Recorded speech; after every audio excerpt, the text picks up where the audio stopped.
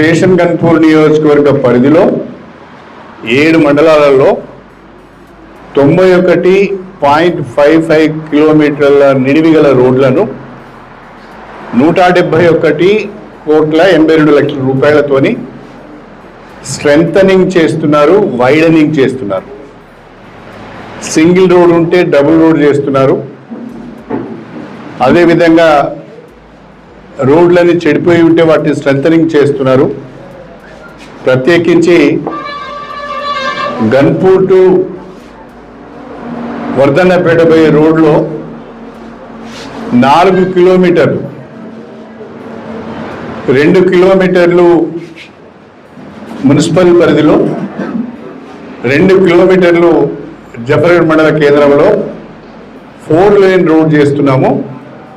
ఈ 2 దిక్కుల central lighting కూడా పెడుతున్నాం.